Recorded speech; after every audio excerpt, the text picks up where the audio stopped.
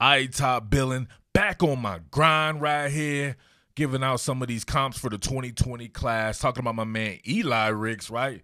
Not Elias Ricks. Guess he's going by Eli Ricks, and I like that a lot. It sounds gangster, right? So Eli Ricks, man, a kid that I like a ton, 6'2", 192 pounds. He's already ready body type wise, right? I think he's 196 pounds is listed per the LSU roster, so he'd probably be around 200 and something pounds once the season starts, or maybe a little less than that. You know, when you start getting that heat, working in that training camp and everything like that, you start to lose a little water weight, but his body composition and all that is ready to go out the gate. So you see, he was a top 15 player in the entire country with a 99.28 rating.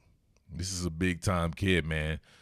Definitely reminds me of my guy Antonio Cromartie. You know, a lot of people going to come in here and start saying, like, oh, Richard Sherman and everybody who's popular now. But if you're familiar with Antonio Cromartie's skill set, I think this is a perfect comparison for the type of athlete Eli Ricks is and his skill set, man. As a matter of fact, let's get to this rep dissections, homie. What more can I say? Top Billin. All right, what I really like about Eli Ricks is the fact that when I would see him in one-on-one situations, he's always looking to go against the best, and he takes multiple reps. Some of these guys hide in these camp settings. They barely take 1 or 2 reps, and then if they do, they go against probably a lower-rated cat, right? You know who's popping in your damn class. You know who the top guys are, and you got to be a dog or straight up have that dog in you to go against some of these cats. So he only goes against the best, and this kid, G. Scott, I love this kid, man. I know everybody likes the Julian Fleming kid in the Ohio State class. I think this is my guy right here. I love G. Scott, but check this out right here. G. Scott tap dancing. Look at the recovery speed. Immediately turn and locate, breaks it up. Hell of a route right there. G. Scott's extremely explosive, right? Let's run that again full speed. He's extremely explosive and strong and crafty as well. Got good size on him. Probably well over 200 pounds. He might be like more like 210, 215. But check him out right here, right? Patient out the gate here. Now look at it, quiet feet. He has quiet feet, just absorbing that energy. Let G. Scott declare what he wants to do. All that typewriting and tap dancing and shit right there. He's not moved by that. I'm not sure what G. Scott is trying to do. Looks like he's trying to take an inside approach just to get vert here. Exactly what he is, right? Tries to out-muscle Eli Ricks here. But look at the smooth hip transition, right? Some people probably would have turned their body all the way around, like, oh, we got to do a speed turn. Nope. Simply flip your hips, get back in phase, right? Try to get back, dick the hips, pause. Now look at them, both of these guys in the chicken fighting stage right here, unarmed combat going on. But look, soon as G. Scott turned to locate, Eli Ricks turned to locate. So now he's just doing the look and feel technique. They're both battling, so he knows he's right there. And to mention, he's actually looking at the ball as well, so he has just as much right to this ball. Now you can see G. Scott looks like the defender here holding, while Eli Ricks looks like the receiver here, batting it away with 2 hands. That's hard. All right, speaking of Fleming, I believe he was rated the #1 wide receiver in the country, and we have off-man coverage here by Eli Ricks. And check out the patience. Nope, not going to out-muscle him. And, of course, POB. Oh, at the moment of truth scenario, look what he did. Off-man coverage, of course, like I said.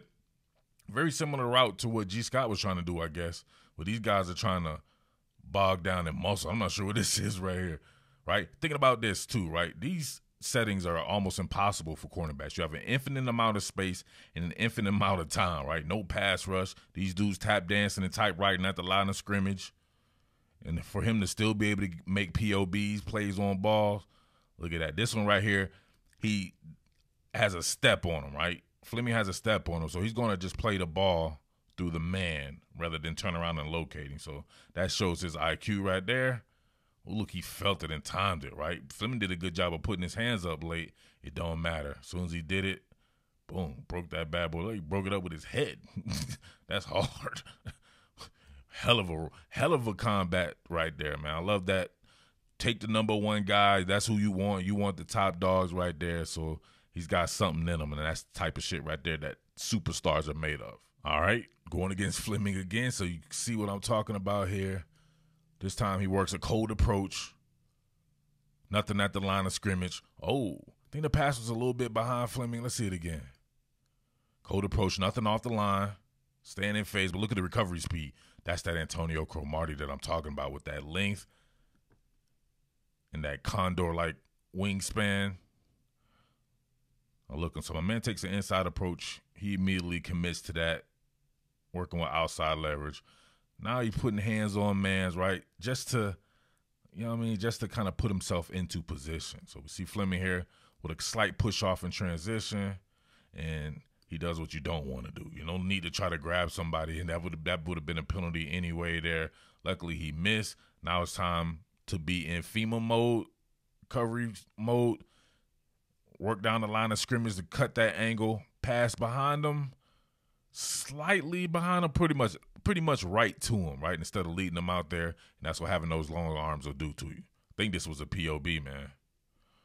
I want to say you play on ball again, even on an in-breaking route with infinite amount of time and infinite amount of space and all that jazz working against you. All right, off-man coverage going against G. Scott again, getting vert. Oh, look at the stutter and go. Ooh, did he get another POB? Check it out again. Stutter and go. Love G. Scott, man. Love his route running. Love his playmaking ability. He's going to be a star there.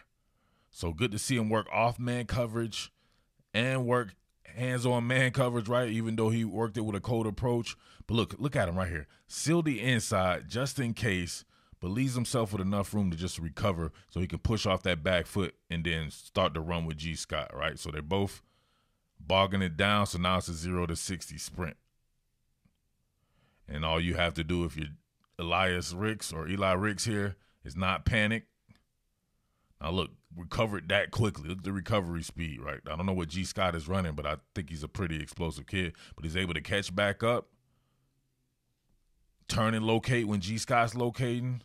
Scott almost got this bad boy. Didn't really leave him enough room. Tries to try to make a one-hand catch. But then on a rebound here, looks like he breaks it up. That might be 4 POBs going against perhaps the top 2 cats in the class. Just being that damn competitive, man. I don't know what to say about that, man. Definitely reminds me of my guy Antonio Cromartie, like I said before. All right, we see Crow working against Anquan Bolden. 2 legends right there. 2 Florida State legends as well. Look at that. Bolden gives him a hard inside approach. Crow kind of bites on it, but then flips the hips. And he knows he can run with Anquan Bolden. Bolden was actually very slow, and Crow was very explosive and twitchy, but Bolden was also very powerful and crafty. Now look at this, right? The ball's in the air. He's positioned the wrong way. So this is going to be towards the pylon here. He's positioned the wrong way, but look at the dexterity, ability to adjust here. Just sticks that foot in the ground very subtly, and what does he do? Makes a POB. Ball skills were tremendous for Antonio Cromartie right there.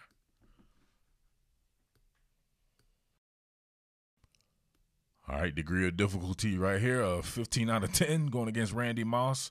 Working with a cold approach, letting him go. Moss starts to locate on a quick fade here. You do it as well. And he knew he could run with Randy Moss. Like, he ran a 4.47, right, but he was much faster than that.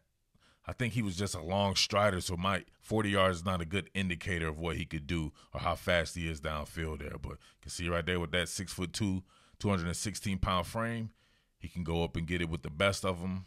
Moss trying to get it off the top shelf. Not against Cromartie.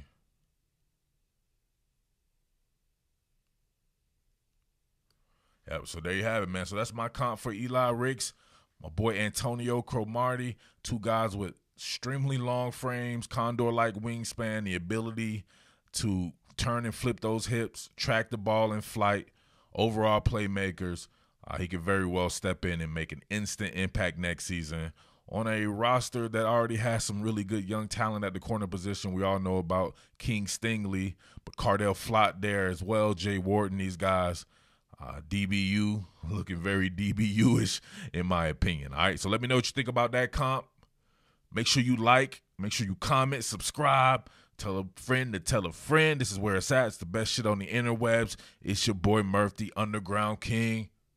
Peace. What more can I say? Top Billin.